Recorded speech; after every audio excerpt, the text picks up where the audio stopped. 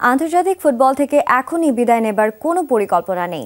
সময় এলে সবার আগে নিজ থেকে অবসরের ঘোষণা দেব বলছেন পর্তুগিজ কিংবদন্তি ক্রিস্টিয়ানো রোনাল্ডো। সৌদি ক্লাব আল নাসরে থেকে ফুটবলের বুটজোড়া তুলে রাখতে চান আন্তর্জাতিক ফুটবলের সর্বাধিক 130 গোলের মালিক CR7।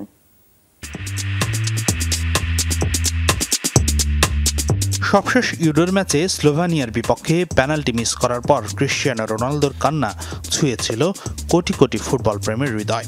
ক্যারিয়ারে প্রথমবার বড় কোনো ইভেন্টে গোল করতে না পারার গ্লানি নিয়ে CR7 ও তার দল পর্তুগাল বিদায় নেয় টুর্নামেন্টের কোয়ার্টার ফাইনাল থেকে। এরপর ফুটবল বিশ্লেষক থেকে শুরু করে সাধারণ ফুটবল প্রেমীর অনেকেই পর্তুগালের জার্সিতে শেষ দেখে ফেলেছিলেন ক্রিস্টিয়ানোর, কিন্তু সে ঘুরে বালি। পর্তুগিজ জার্সিতে 212 ম্যাচ খেলে বিশ্বের সবচেয়ে বেশি 130 গোল করা CR7 থামছেন না এখনই। নেশনস লিগে পর্তুগালের পরবর্তী 2 ম্যাচ ক্রোয়েশিয়া ও স্কটল্যান্ডের বিপক্ষে, যে ম্যাচের জন্য স্কোয়াডে ডাক পেয়েছেন ক্রিস্টিয়ানো রোনালদো। CR7 তাই বলছেন এখনই থামার কোনো পরিকল্পনা নেই তার। ইউরো থেকে বিদায় নিলেও আমি কখনো অবসর নেবার কথা ভাবিনি। যখন সময় আসবে আমি ফুটবলকে বিদায় জানাতে দ্বিতীয়বার ভাববো না। এটা মোটেও কঠিন কাজ হবে না আমার জন্য। যখন আমার মনে হবে দলের জন্য দেবার কিছুই নেই আমার, সবার আগে আমি নিজেই খেলাটা ছেড়ে দেব।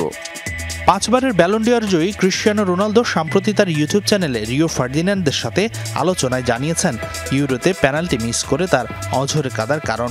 কেননা CR7-এর সেই কান্না থেকেই তো উঠেছিল তার বিদায়ের রব। আমি পেনাল্টি মিস করে কোনো চাপে পড়ে কাঁদিনি। ভাবিনি যে পর্তুগাল বিদায় নিলে সব দায় আমার কাঁধে এসে পড়বে।